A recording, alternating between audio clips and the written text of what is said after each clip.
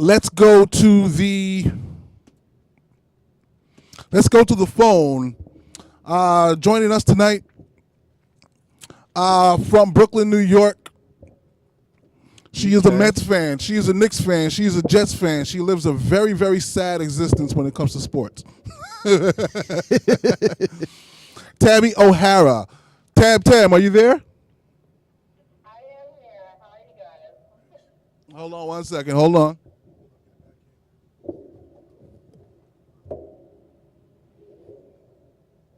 Can you hear us now? Yes, I can. It's in. Oh, okay. Yeah, hold on 1 second. I'm messing up. You know how I do. Okay. All right, are you there? Yes, I am. Okay, beautiful. We got you.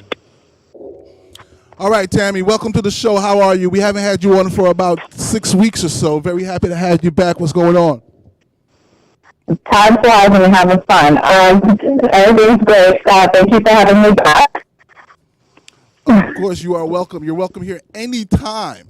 Anytime. Tonight we got Tammy and Timmy tonight. Nice. So this is just an A and an I situation. If we flip that A and the I, this can get really confusing really fast. TNT.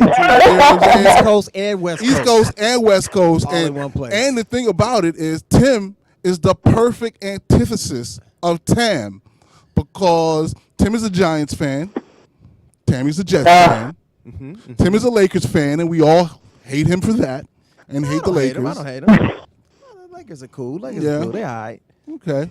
Because the Pistons have beat the Lakers, so we don't hold that same animosity. And Tammy's a Mets fan, and Tim's a Dodger fan. So, man, who's your hockey team? I don't really follow hockey, so but I probably just pick the worst team, and I'll probably go for that. Okay. I would tell you the Islanders, but they're all right. I think they're all right now. Yeah, they're not doing the best.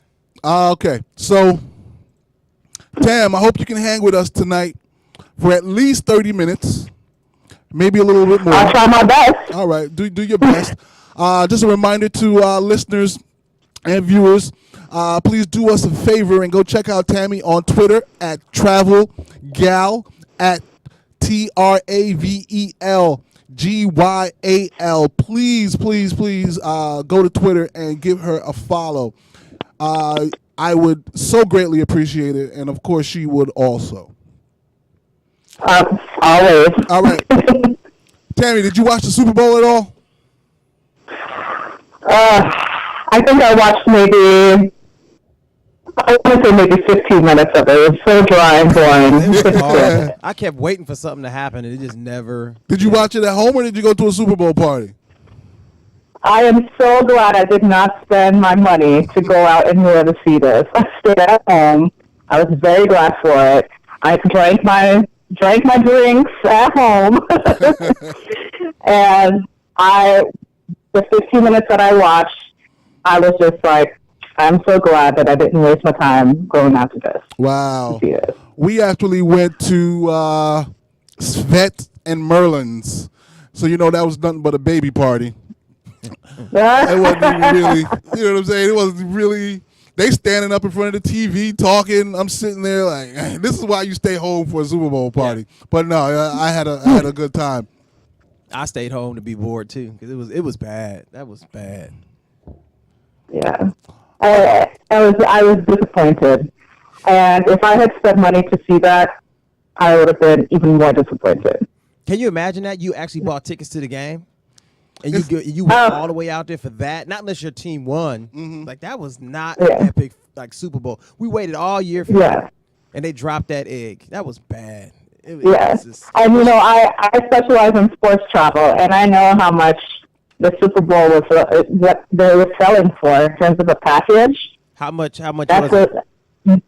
A minimum $5,000 without flights. Damn! For just the weekend. Yo, that's so much you might want to like hide as a travel agent. You sell a ticket like that and nobody enjoys it. Wow, that's close the doors. Wow. Well, I can't guarantee wins or losses or excitement. So I don't warranty that. That was the NFL's Fire Festival right there. NFL Fire. That was the worst Super Bowl I think I've seen in my life. I mean, at least with a solid blowout, you see it happening in the first quarter, so you at least can transition into something else, keep yourself busy. But I kept waiting and waiting. I'm like, okay, maybe second half it'll pick up. What was the final score? 13-3? Yeah. Yes. Now, and you know that there were people that were saying, "Oh no, you know, it was a defensive match. It was a defensive match." I'm like, "No, it's not. I've seen defensive matches before in the Super Bowl." That's insulting. This I know was just ineptness. It was completely inept. I know defense when I see it. Baltimore, the Bears, like all these different teams that we saw play amazing defense, that was not defense. That was just like players missing passes. It was bad. It was bad. All right, let's look at the stats real quick. All right. 13-3, the Patriots. Edelman with the MVP. That was actually my pick for MVP. He caught everything thrown to him. How many catches he have? I'm going to tell you right now. So I picked the Patriots to win by about 10. But I had look at you. I had like 30. I had it like 31. I think I had 31-21 was the score I was picking. Thought the scoring was going to pop off. And Right. It just didn't. Right. Julian Edelman had 10 receptions. Right, and that was in like a half. That was really in a half, and he only had maybe 2 catches in the second half, but they really didn't need much more, did they? Well, I think the Rams beat themselves. What are the stats? All right. Well, if you want to talk about New England, Tom Brady was 21 for 35, 262 yards. He had 1 interception, no touchdowns. Sonny Michel on the ground had 18 carries, 94 yards, 1 touchdown.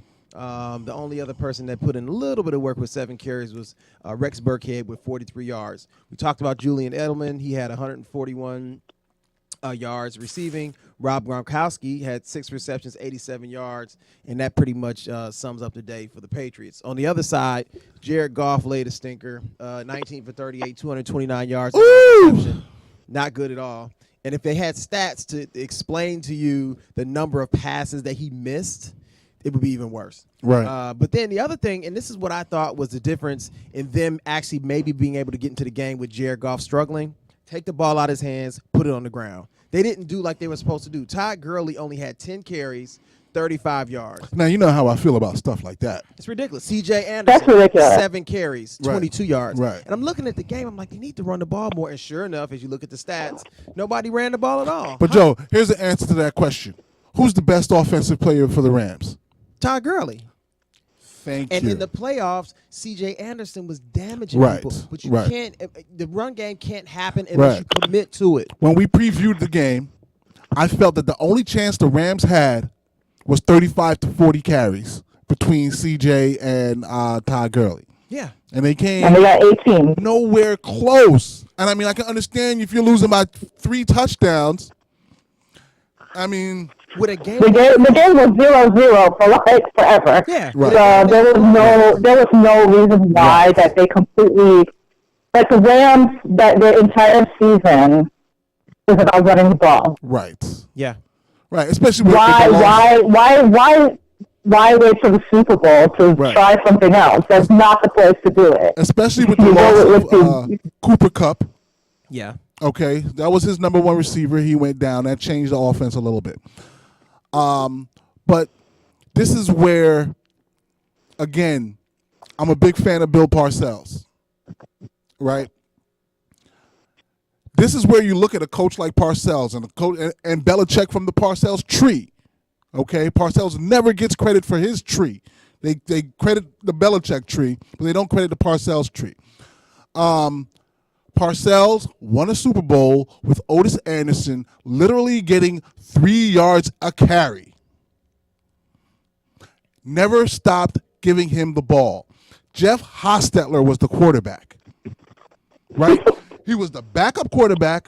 O.J. Anderson was the backup running back, right? I think O.J. might have had 30, 35 carries that game and got the MVP. Yeah. They won off of a field goal, or I believe maybe the Scott Norwood guy from the Bills missed a field goal that could have won the game. But either way, they put themselves in position to win by doing what they did best, and that's just running the ball nonstop. So now I get it if you're giving him the ball and he's getting 2 yards. Now you're at 2nd and 8. He's getting 3 yards. Now you're at 3rd and 5, and your quarterback can't convert on 3rd and 5. And then you start going away from it a little bit. Next thing you know, it's out of hand. That could happen. But the answer to that is do not stop running. When you have your best player, your number one player, you have to lose with him. You lose with him. You don't lose without him. But this game was different because the game was close almost the entire game. Right. So I could see if you were running the ball and you look up and now you're down 21 points, 28 points. We got to abandon the run and throw the ball. They never had to do that. And the thing about the run is, yes, it may not work the first 3 or 4 or 5 times. It's going to work in the fourth quarter. Nobody's going to want to take those hits as the clock keeps running. And then you can go to your play action and you take pressure off of your quarterback because you wore down the opposing team. Right. And if you look at this, I looked at the stats here. The Patriots as a team ran the ball 32 times. Right. They just stuck with it. Right. I mean, I'm looking. What did they get total yards? Total rushing yards. It was 154. Right. 154 total. So they barely so they ran 30 times. About 32 times. Okay. And it looked like the average for everybody was about 4.8 yards a carry. Okay. What was the long though? There might be one long in there that bumped 2 longs. Burkhead had a 26-yard run. There it is. And Sony Michel had a 26-yard run. That's 52 yards in 2 carries. You take away those 52 yards and those 2 carries, what do we have? 30 for 100. Yeah, but you got to run the ball in order to. But that's how you get the 2 long runs. Yeah. You take those constant 3-yard runs, 3-yard runs, 3-yard runs, and you brutalize that defensive line until they don't want it anymore. Especially if you're not scoring from the air. If your quarterback cannot complete a pass, why bother? I thought they were about to turn it up on the run. And then on the opposite end, if you see the Rams, they ran the ball 18 times for the entire game. With the best running back in the game. Yeah, and it's 2 really good running backs that have been really, even if Tom Brady decided not to show up for the Super Bowl. They also have C.J. Anderson, who has been showing up, at least in the playoffs. But so I was completely baffled. And Todd Gurley can catch. Yeah. Did he get any receptions that game? He had one for -1 yard. Wow. Yeah, but I mean, who do you blame, McVeigh or Goff? I blame McVeigh because he's the He's the coach. He sets the tone for what we're going to do. Hey, Jared, you're struggling. You're missing plays. How about this? We're going to run the ball, play off the run. You ain't got to tell him nothing. No, you don't. But if you want to have that relationship with your players, say, listen, stay with me. We're going to run the ball, wear them down, and we're going to come back to you. 3rd quarter. Right. No, yeah. So it is understood, and we mentioned this when we previewed the game, that Bill Belichick takes the heart out of young quarterbacks. Mm-hmm. Lays them on the table, no anesthesia, gets the scalpel. Yeah. We need Naeem right now to just break this down. Gets the scalpel, opens his chest, takes their heart. And that's what he did to this kid. He did it the week before to Mahomes. He did it the game before to Mahomes. And Mahomes, really, really had to work to play as well as he did. They killed Mahomes because they kept him off the field. Yes. Their defense couldn't allow him on the field because when he finally got on the field, he was able to do something in the second half. But Goff was shook the entire time. Jittery. Right. He was playing too fast. Missing plays. I mean, wide open touchdown passes. Right. It was unacceptable. I see your note here. He wet the bed from the first whistle forward. Wow. First one. He needs some plastic covering on the mattress. Yeah. He wasn't ready. And that's why you take the ball out of his hands. That's what I don't understand. You got Gurley. It's Gurley. And the defense, you can't say anything about the Rams defense. They held them to 3 points almost the entire game. Right. The only Edelman did what he did, but again, like we said, all Tom Brady's going to do is take 3-step drops and drop the ball off. Yeah. I don't fault the Edelman plan because if you look at it, the final score was 13-3. If you can hold an opposing team to 13 points, most of the time your offense should help you be able to win that game. So, yeah, Edelman had 10 catches. I'm not even worried about that. The problem is their offense never got going. Right. Okay, so Wade Phillips clearly deserved a game ball for his job against Tom Brady. He needs a raise. I think the only raise he can get is as a head coach, and he's failed at that a few times. No, he's not a good head coach. Yeah, I was like, do we really want to have Wade Phillips as the head coach again? Like, you don't want that. He is good with what he's doing right now. Yeah, that's like Magic. Yeah. Magic is good as an NBA point guard, but not at TV shows. Right. Not as coach. But you know what? Sometimes in leadership, the number 2 position is much better than the number 1. Yeah, because if you're a great leader and you can take pressure off of the number 1 as a great number 2, then you have something there. You know what I'm saying? Usually the number 1 is the jerk. He's the one that's the hardest to deal with. Right, he's a bad cop. Number 2 is the good cop. He's a bad cop. Yeah. So when you're an awesome number 2, you can do so much, and that's definitely part of, when you have a second head coach. Yeah. That knows everything. Yeah, he probably doesn't even have to touch the defense. Right. Do your thing. Right. Yeah, well. All right. Did we get the right MVP in this game, Tammy? Or should have Tom Brady? Take your bias. Put your bias away for a second, because I know you hate Tom Brady. I don't hate Tom. I don't hate him. I just feel like, he's coming from first off, the NFC East is just straight trash.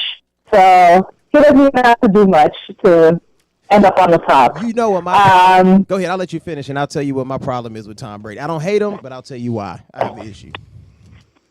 But in terms of MVP, as I said, this entire Super Bowl was just disappointing from beginning to end. And I feel like if you're going to give it for a disappointing Super Bowl, why not give it to somebody who actually scored? That's true. Right. That's true. And Sony Michel. Why not give it? Why not give it? Why not give it? Why not give it to Sony Michel? He did score. He had 94 yards and a touchdown. Yeah. Yeah, he had decent stats. He had 18 carries. He scored the only touchdown of the game.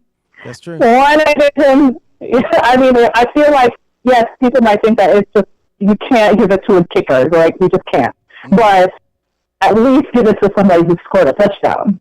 Yeah. So I understand, yes, Julian Edelman had great stats for what the game was, but I disagree with MVP award. I think it should have gone to Sonny Michel. Okay, that's extremely fair. Yeah, that is a fair assumption. I don't hate Tom Brady. My problem is when everybody elevates him to the greatest maybe athlete to ever play in any sport of all time. Are we going to sit here and forget the fact that they were recording people's practices and recording people's hand signals on the other side? And taking the air out of balls. Are we going to forget the tuck rule that was made up in the middle of the game that completely changed? Like, I never even seen anything like that before. So if we factor all those things in, then it kind of, for me, takes the edge off of me considering him to be the greatest. It's like if I talk about Michael Jordan, he whooped our behinds. I can't say anything about him. But the greatest quarterback, though? I don't think. Can he get that?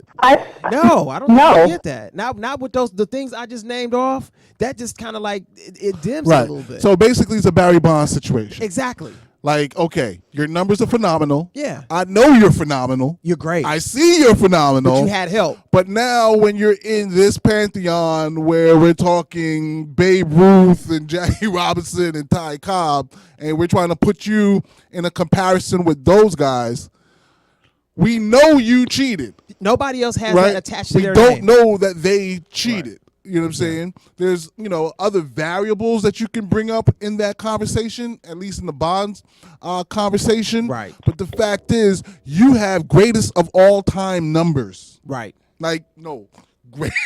Barry Bonds has greatest of all time numbers. Baseball is 150 years old. Mm-hmm. Okay? He has greatest of all time numbers. Even if he did use. And he can't even get into the Hall of Fame. And they still, He can't even get a sniff. You know what I mean? I think they should let that go. I'm tired of that. Well, you know what? If they haven't let go of Pete Rose, I doubt they're going to let go of Barry Bonds. Pete, I feel like they hate him a little bit more because Pete was extremely arrogant with it, and he gambled. And Barry Bonds is it? Barry Bonds is kind of arrogant, but it's different though. It's a different kind of like. Pete Rose thumbed his nose at the league, in my opinion. But Barry Bonds thumbed his nose at everybody. And the media is vital to you getting into the Hall of Fame. Pete Rose is a fan favorite. Nobody liked Barry Bonds except for his home team.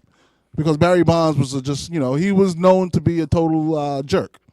He's also not very interesting to listen to in a conversation either, but here's what I think about the conversations about greatest of all time. I feel like it's skewed towards championships. And we all know that, sometimes it's not really championships that really makes you greatest of all time. It's a part of the conversation. But, sometimes when people are like, well, Tom Brady won however fucking many, it's Spanish show? It was. How many Super Bowls that he's won. It was until you got us that PG-13. Dang, Tupac. But at the same time, there are a lot of really great quarterbacks, and there's some really horrible quarterbacks that have won Super Bowls. But we have Trent Dilfer. Right. We have the guy, whoever the quarterback was for the Baltimore Ravens when they won. I can't even remember. Yep. Yeah. And you have Dan Marino. Mm-hmm. Dan Marino, who's probably one of the greatest quarterbacks, and I'm saying that even as a Jets fan who I don't like the Dolphins. Dan Marino is one of the greatest quarterbacks of all time, and he has never won a Super Bowl. Right. Super Bowls are not the be-all, end-all of the greatest of all time. Tammy, I feel like Tom Brady has played in a system that works well for him. Right. And has allowed him to be as best as he can be. I don't think he's the greatest of all time. He's been very lucky. We need a bell because that's the second point you made that was pretty original. You know what I mean? And that says a lot. No one talks about Dan Marino in that conversation. I've heard people. If you line them up, Dan Marino or Tom Brady on the board for you to get the number one pick, who do you take? I'm taking Marino. You taking Marino all day, every day. You taking Marino every single day, and forget the number of Super Bowl wins. Right. Even if you in his prime, right. I'm all about Marino. Even if you're going into a one game Super Bowl, Marino. Who you want? Marino, who went to one, maybe two. I think he only went to one. One. Okay. Or Tom Brady, who's been to 9 or 10. 9. Maybe 10? I think he might have been to 10. The only time I would take Tom Brady over Dan Marino is only if Bill Belichick is the coach. Okay. He's a system quarterback. What if Dan Marino had played for Bill Belichick?